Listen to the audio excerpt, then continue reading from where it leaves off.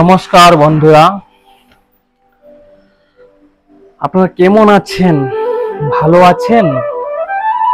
সবাই ভালো থাকুন, সুস্থ থাকুন। ঈশ্বরের কৃপায় আপনাদেরকে মঙ্গল করুক। আজকে একটি নতুন আলোচনা নিয়ে এসেছি।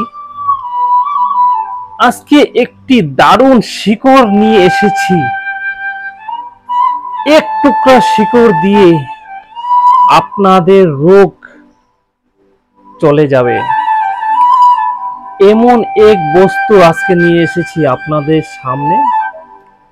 মহিলাদের জন্য, ছোট ছোট বোনদের জন্য, মাসিদের জন্য,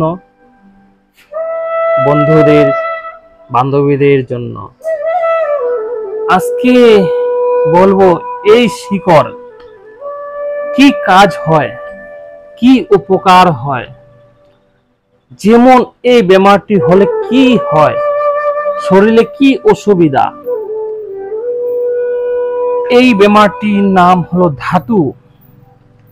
কম বেশ অনেক মেয়েদের, ছোট বড় বড় বৌদিদের, বান্ধবীদের হয়ে থাকে।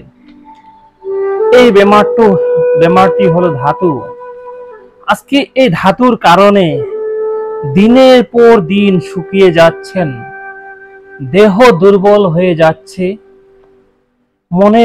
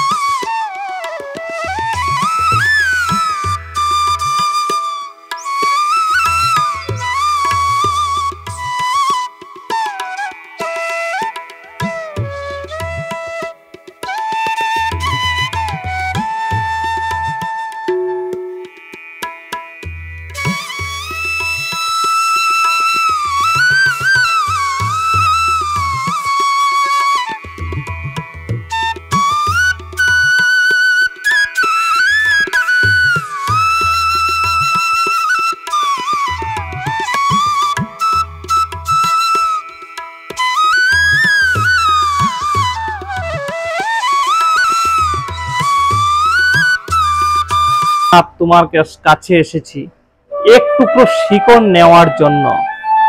আমাকে এক টুকরো শিকড় দাও। এটি মনে রাখতে হবে, গাছটি ডাইরেক্ট তুলবেন না, অল্প গর্ত করে অল্প ছোট শিকড় কেটে নেবেন। কেটে নিয়ে ছোট টুকরা নেবেন, ছোট এক টুকরা তাবিজের ভিতরে ভরে আর এক টুকরা ডাইরেক্ট কালো সুতা দিয়ে বেঁধে কোমরে বাঁধবেন। তবে আপনি ঈশ্বরের কৃপা, ভোলানাথের কৃপায় এই বেমারটি গুছিয়ে যাবে। এটি 100% জরুরি। অবশ্যই আপনারা এটি প্রয়োগ করে দেখতে পারেন।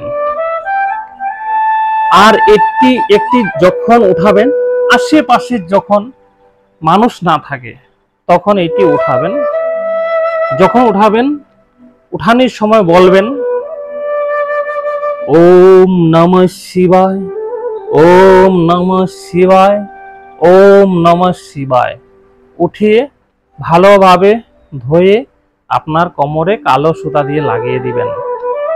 যদি আজকে অন্য ধর্ম হন, আপনার ঠাকুরকে প্রণাম করে ইসলাম ধর্ম হলে বিসমিল্লাহির রহমানির রহিম 7 বার বলে এই শিকড়টি বেঁধে দিবেন। একটি দারুণ শিকড়। এই শিকড়ের দ্বারাতে আপনার ধাতু বেমার চলে যাবে, একদম 100% গ্যারেন্টি আমি বলছি। আমি শ্রী প্রভাত ব্লগ মিডিয়া আজকে আপনাদের সামনে একটি বলছি, আগামীকাল অন্য আরেকটি শিকড় কি কাজ হবে, কি উপকার পাবেন, এটি পরবর্তী শিকড়ে দেব। আমার এই ভিডিওটি যদি আপনার ভালো লাগে থাকে অবশ্যই লাইক, কমেন্ট, সাবস্ক্রাইব করবেন আর সকল বন্ধুদেরকে শেয়ার করে দেবেন। আপনারা আশীর্বাদ থাকলে আমি অনেক কিছু ভিডিও দেখাবো আপনাদেরকে। জয় রাধে, হরে কৃষ্ণ হরে কৃষ্ণ হরে কৃষ্ণ।